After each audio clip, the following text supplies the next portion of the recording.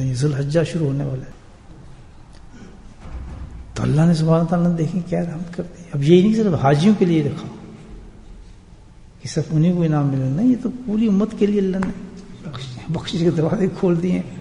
حج کرے کوئی نہ کرے، بس عقل کرے تھوڑی سی. حدیث ہے، حضرت جابر رضی اللہ تعالیٰ روایت فرماتے ہیں. حدیث کو بزرگان دین نے اس حدیث کو روایت فرمایا ہے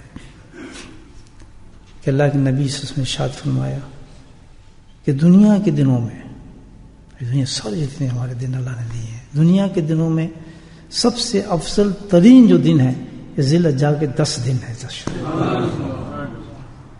ہمارے ان دنوں کے اندر جو بھی شخص کوئی عبادت کرے گا تو اللہ سبحانہ تعالیٰ کو اس کی یہ عبادت، یہ نیکی اتنی محبوب ہوگی کہ کسی اور دن میں اللہ کو محبوب ہو ہی نہیں سکتی.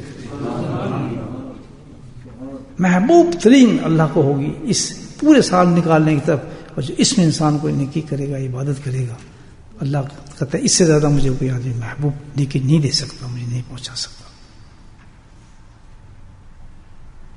کتنی بڑی بات. نیکی صدقہ کر رہے ہیں، خیرات کر رہے ہیں، قرآن کی تلاوت کر رہے ہیں، اللہ کا ذکر کر رہے ہیں، تعلیم تبلیغ میں نکلے ہوئے ہیں، یہ نیکی ہی ساری.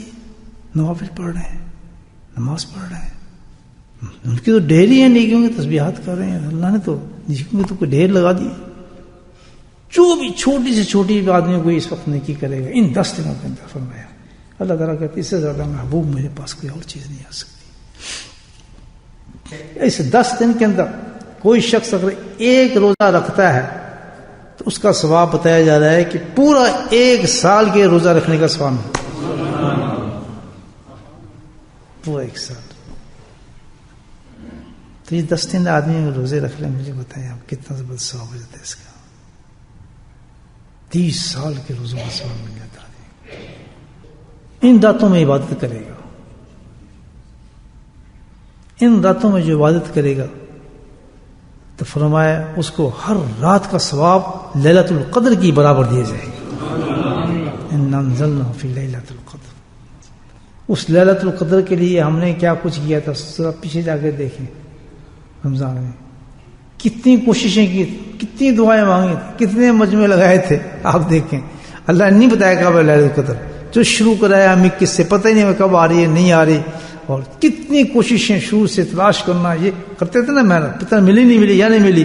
یہاں تو مفت میں دے دی گئی، دے دی گئی. اللہ تعالیٰ کہتے ہیں فرمایا، اللہ کے فرماتے ہیں کہ اس کے علاوہ رات کو جو عبادت انسان کرے گا اس کا ثواب یہ کہ پورا سال حج اور عمرہ کرنے کا پورا ثواب اس کو عطا کر دیا جاتا ہے.